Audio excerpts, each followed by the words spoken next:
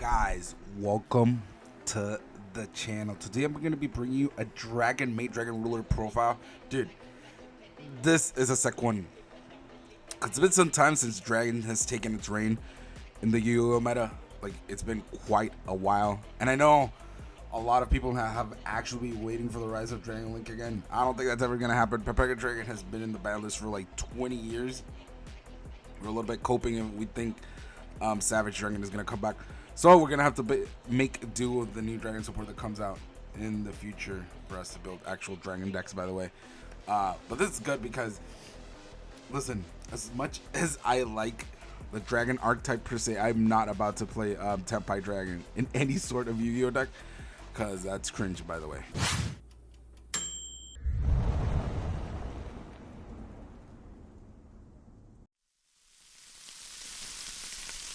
Even if the new Dragon S decks use Tenpai Dragon as some sort of extender or like a starter, basically, so they can get into the Dragon Ruler plays, which I respect that, but you know, that doesn't mean you can still use it to OTK your opponent, which we're not gonna do that. This is pure Dragonmaid waifu, unadulterated. But before I continue into the profile, guys, please like the video, drop a huge like, and subscribe if you haven't. Shout out to the Yu-Gi-Oh community. You guys haven't checked out my Bazaar videos, if you're here for Yu-Gi-Oh, please check them out. You guys will love the Bazaar because it's a board-esque game. Sometimes us Yu-Gi-Oh players are tired of Yu-Gi-Oh for how they treat us, or Konami more rather, understandably so. You guys want to play another game in your off time, go check out the Bazaar, check out my Bazaar videos. But with no further ado, let's get right into this. Okay, so we're playing 3-chamber Dragonmaid. Okay, the ratios on this, they might differ or vary, but the only one you really have to play at 3 is chamber, because there's no dark Dragon Ruler monster, so you essentially can't search this as a starter. And this is the best one because this actually searches your extender, and let's be honest, she's the hottest one.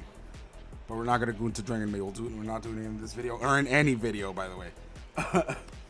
And 2 Kitchen Maid and 2 Parlor.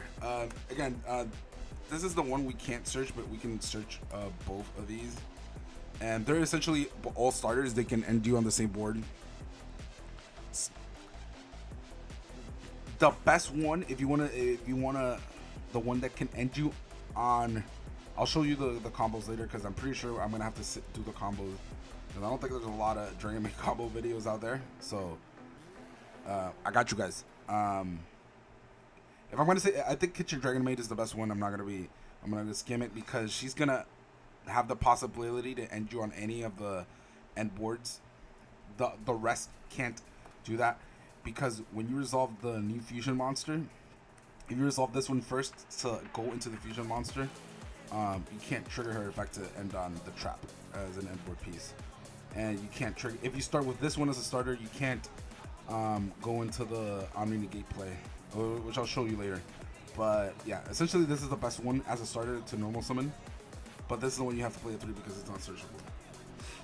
And then in one Nurse Dragonmaid, the only reason I play this one is because it's a level 2 one. So when you're solving House Dragonmaid, if you're into the level 3 one, you can just put a lot of bodies in this. It's like, basically, I don't want to say you're playing Snake Eyes, but this allows you to put a lot of bodies on board. And it's a card in the extra deck, and this is the card that facilitates one of the cards in the extra deck, and you'll see soon.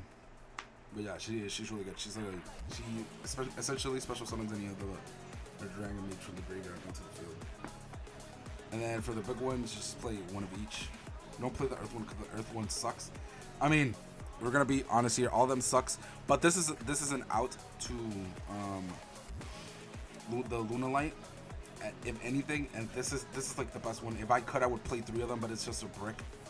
Like, if you could essentially go into the Housemaid fusion with any of them, then I would just play 3 of this and none of these. Maybe one of this because it outs Luna Light, because it's prevalent in the format. I don't even know how I would psych that kit. But since the fusion requires you to have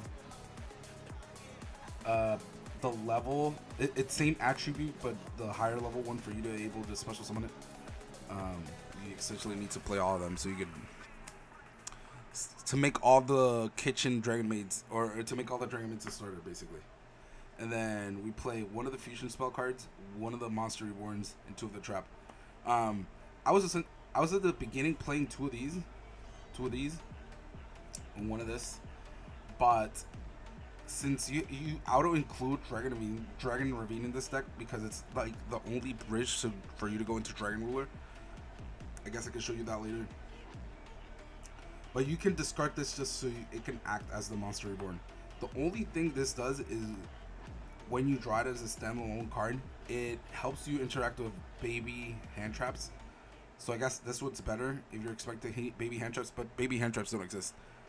But the way this deck plays is it needs a lot of resilience because it doesn't outright like put like 20 omni-negatives on the board. Like you just don't win first turn. This deck is like very grindy. That's where it shines. So this is like the better card to run it too, right? Yeah, because you can just end up bouncing and then using the monster reborn effect later on. So it's like a better version of this card. And that's it for the Dragonmaid stuff. Now we're gonna go for the Dragon Ruler stuff. I don't even remember I said that. It's Dragonmaid Dragon Ruler, but now you know. Yeah, Dragon Ruler is like really good in combination with the Dragonmaids because it essentially gives you a way to like auto search all your Dragonmaid starters, so it's like really good. Plus, it has a lot of synergy because the Dragonmaids. One of the things that combines these deck essentially to the fullest potential is that they have the same niche, as in they all have like they play this attribute game. They have like one of each attribute, which just helps facilitate cards in the extra deck, and you guys will see. And that essentially helps when they're banished. The Dragon Rulers are trying to special summon themselves from the graveyard. They're all dragons, which doesn't really matter, but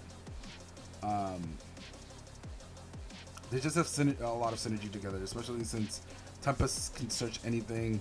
Tidal can essentially dump any other Dragon Maids in the graveyard if you need to actually fusion summon from banishing.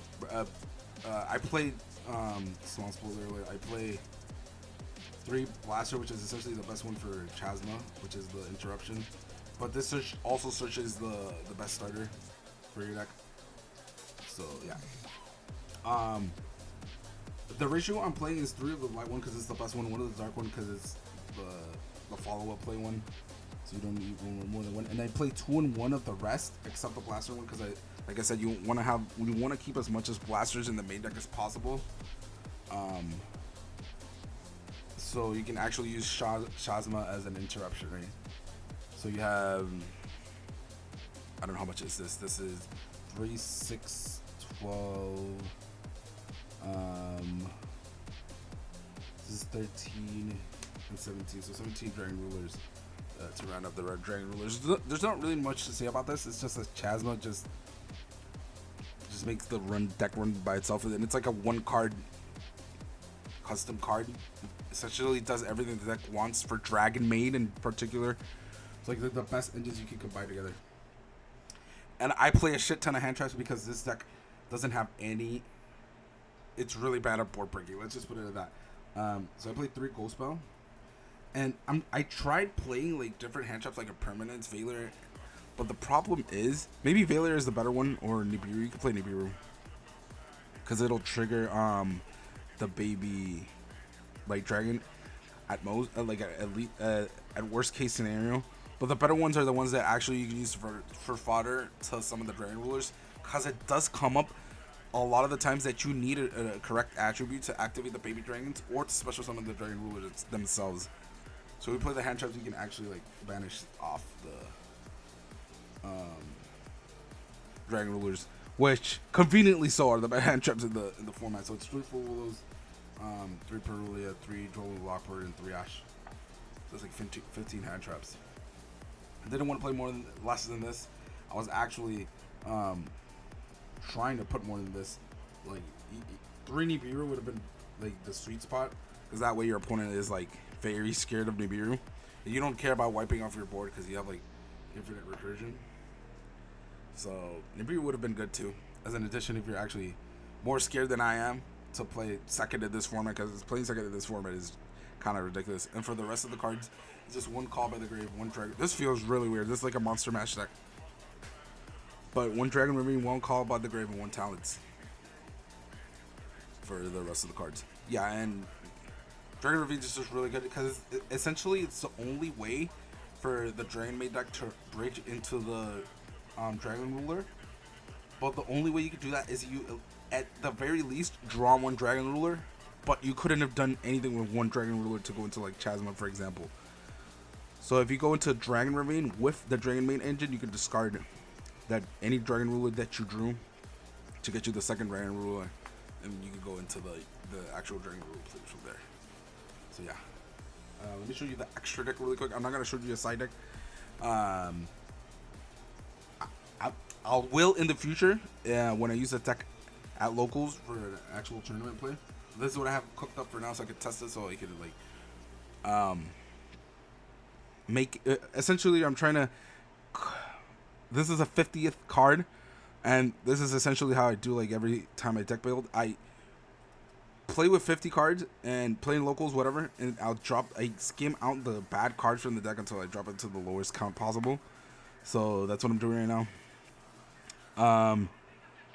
So yeah, later on when I have like a tournament report on the deck and give you like the perfect deck list, or the full potential of this deck list, I will. And these are the standard links. I'm gonna show you a spicy one in a second, right now. So it's one of each of the link ones. These are just essentially really good because of how hospitality. But putting extra dragons in your graveyard when you're linking off is actually very important in some of the combos. So sometimes you'll go like normal summon Christian Dragonmaid. If it's the dark one, for example, you go Spirit, Revive, right? And then midst the combo, you'll end up at Striker Dragon and then linking off. So essentially, it's like 2 more Dragon monsters in the graveyard, and then Hieratic Seals, and then Romus, right? And the spicy tech, shit, is you guys are probably gonna ask what this card is. I'm not gonna lie, this is in Spanish. It's a Dragon Link, five-headed Dragon Link, if I'm not mistaken. So the way you make this is with 5 monsters. Yes, that's a lot. But this monster, when it's used with all 5 attributes, including Dark, it essentially has a board wipe-esque effect, and it's unaffected by it's not even activated effects. I think it's all effects. Yeah, it's basically the Luna Knight monster is literally the same thing verbatim, and it can't be destroyed by battle by dark monsters either. So it's a 6. But when it's summoned with all 5 attributes, it's essentially a board wipe. So in the clapback, when you play or you're playing against your opponent, all you have to do is like cycle enough of the Dragon Maids, because the Dragon Maids can actually do this too. That's why I included the Recursor on Dragonmaid Nurse, because you can, in your standby phase, if you have Dragonmaid, House Dragonmaid in your cycle, you can House Dragonmaid in your standby phase, switch over to Nurse. Nurse revives 1. Let's say it's Kitchen, and Kitchen will get you the 4th piece, so you're already like 4 attributes away. Y'all need to do is like summon a Dragon Ruler from your graveyard, and you can special summon this card. Essentially, without doing any play where your opponent goes like, okay, I have to interact with this board now, otherwise he's gonna summon this, right? You know what I mean? This is like a very surprise factor card, which is really good, and this is very easy to summon. You can actually summon it first turn too if you want to, but if you know your opponent can't deal with tower monsters. But all decks in 2025 can actually do that, so I'd rather just summon it on the clapback. 2 Lady Dragonmaid. This is the only Dragonmaid I'm playing it to, because all of them shuffle themselves back. But this is the one that if it gets negated on if you're playing second, this is like the one you want to keep. You want to keep another one in your extra deck, because the other one could just shuffle the other one back if your play gets interrupted. So basically they'll cycle themselves. But this is like the best one you run into. But this card's broken. And then 1 House Dragonmaid and 1 Shoe. Yeah, this is like one of each, except the one and one. This is guys, don't get fooled. This is literally a Dragonmaid card. They just didn't name it for fucks. I guess it would have been a little bit broken, because you could have just fusion summoned this straight out. I don't know why they should have just named that shit a Dragonmaid card. It's a really good card. I'll show you the end board in a second. This card can be. By the way, this is in Italian. I'm not gonna tell you the name what the shit is. Volo Forges. Guys, AI is in 2025. You guys can actually scan this card out, search it. I just know what it does. So if you put 2 dragon monsters, or it has included dragon monster as an XYZ material, it's a level 7, so you make it with the dragon rulers. It's a trident, basically. But you can run the dragon ruler one, which isn't a trident. It just pops outright on your turn. But it has a recursion effect, which is okay. But I'd rather just have like the interruption. But they're interchangeable because you actually need to play at the last 4 spots. You need to play this, which are double Chasma, one Eclipse, and the Apocalypse. Yeah, the Apocalypse is just another way to get into a towers. But when your opponent, when you're playing, and this is one of the strengths of this deck, you don't put 20 negates, but you end up putting Sheo, Chasma for interruption. If you have like a full good board or a good hand, and an Eclipse, essentially you have a spell trap negate, 1 omni negate, and 3 interruptions. Which, if your opponent survives that, the tower monsters are basically gonna be like, if you end up summoning Eclipse or summoning the Lig 5, you're just straight up winning because they have to. Any deck, even in 2025, has to have like extreme gas to break that board. So yeah, that's it for the main deck, guys. Let me show you real quick what the end board is. I'll show you the combos and like the in-depth combos in another video, but I guess I just want to show you what this deck is capable of. So we're just gonna do with Kitchen Dragon because I did say this is the best starter.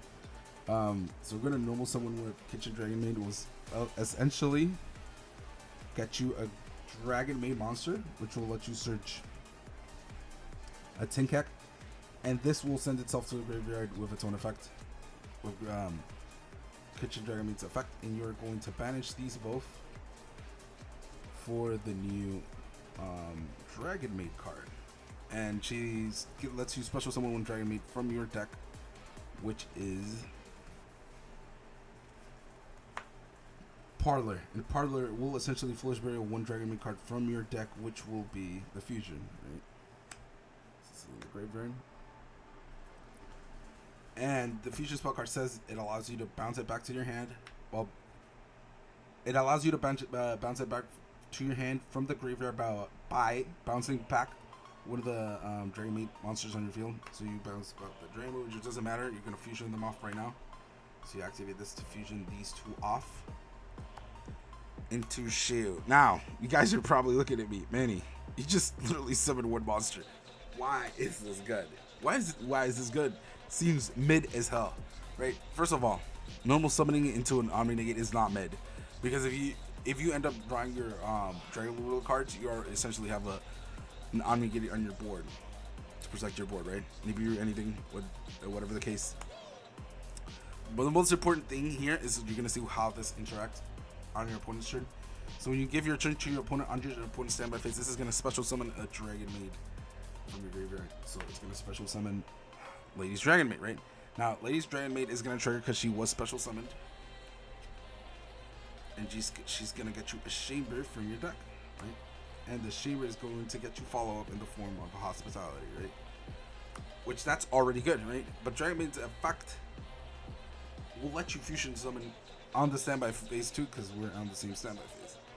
So you're gonna send back the Lady's Dragonmaid into the extra deck and the Tinkek to special summon Philia Reggie. Now, again, this might not seem like much, but right now, this Omni Negate, let's say your opponent tries to interact with you in the same standby phase because they just want to get rid of this, which happens sometimes. They call by the grave you can bounce this back in the same standby phase and go into House Dragonmaid and essentially cycle back more of your monsters. We're not going to do that because it's like kind of a niche scenario. Say your opponent strikes playing the Philia Regis can't bounce itself into the hand to banish 1 card from your opponent's field and or graveyard, or not, and sorry, field or graveyard, which is a really strong effect. That's without using your Omni Negate.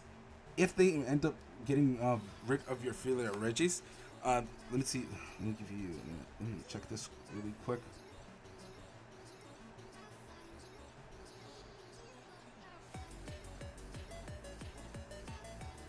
Okay, yeah, exactly.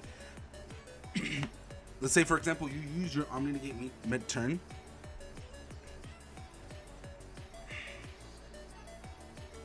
You can go into House Dragonmaid. Now, this effect doesn't fully resolve if you don't have another dragon monster. You would essentially need another dragon monster. But if your opponent tries to go into the battle phase, you already use this effect to quick pop. Well, let's say you did control another dragon monster. You can, in your opponent's battle phase, you can bounce back that said dragon monster. Especially when the Philia and House Dragonmaid will essentially pop another card. So that's what the Dragonmaid monsters do by themselves, and it goes crazy when you go into the Dragon Ruler scenario, which I can show you really quick. I'm just gonna show you what it implies. So we're gonna draw light with any Dragon Ruler. Let's do it like this. So we're gonna essentially just dump these off to get into any both Dragon Rulers. We'll get baby.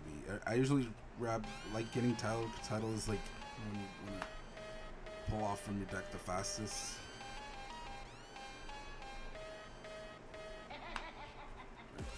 Special summon.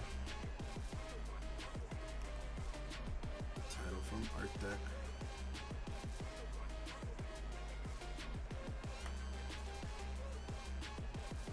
Now you can do this however way you want, because well, we usually want, like I said before, we want to search the Dragonmaid kitchen. So you're gonna special summon the Tempest by banishing the Blaster and the Baby Dragon, which will get you into kitchen Dragonmaid. And we're going to go into Chasma here. Chasma is a really good card now, but we're gonna normal summon the kitchen Dragonmaid and do the same thing we did before.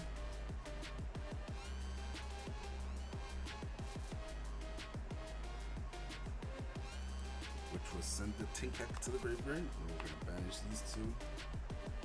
Which is gonna show you the full end board. Go into kitchen, which will special summon Parlor. Same thing. Put this in your hand with Parlor.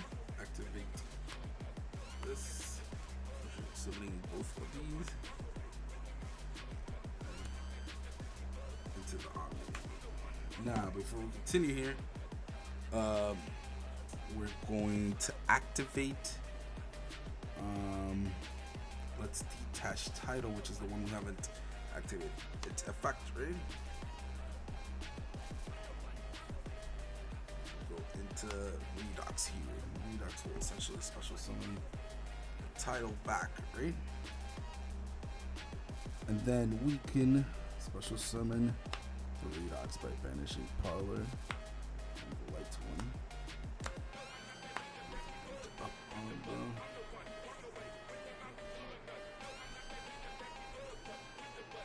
on the Eclipse.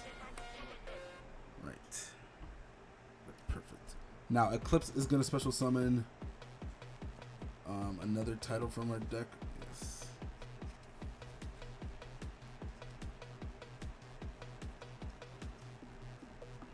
Its effect.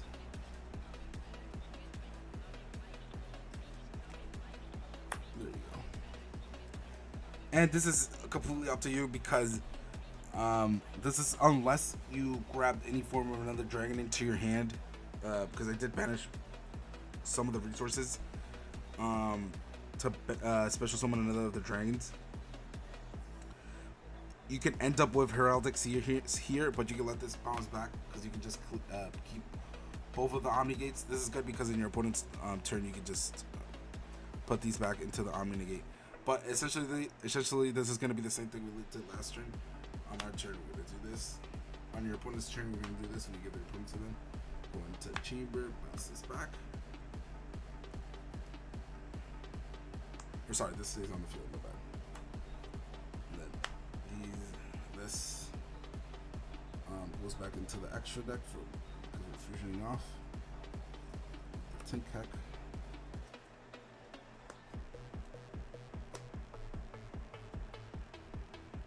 Into our there we go. That's what we want. So this is like the full end board, which is the light Dragon Ruler.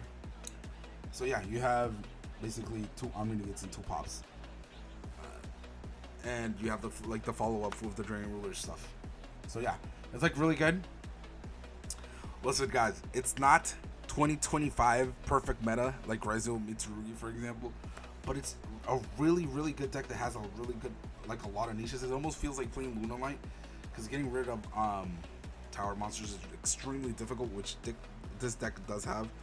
It doesn't spit it out as consistently as Luna Light. That's why Luna Light is a really good meta deck, but it's still a really good deck to pick up, because essentially yeah, fucking Maid are the tits. There's really no more explanation needed. No, but for real, it's actually a really good deck you can pick up and play at locals. A really fun deck, especially if you're into like, I know my Dragon League players are looking for basically copium, so this is good to pick up, and the deck is really relatively cheap, except for the Puerto, but instead of the Puerto, you can put Nibiru, and literally the deck is like super cheap. Even with the new Dragonmaid stuff is like dirt cheap. It's a really good budget deck to pick up, which is actually decent. Like if you can pick up this deck for $100, I'm pretty sure you can pick up for $100, 100%.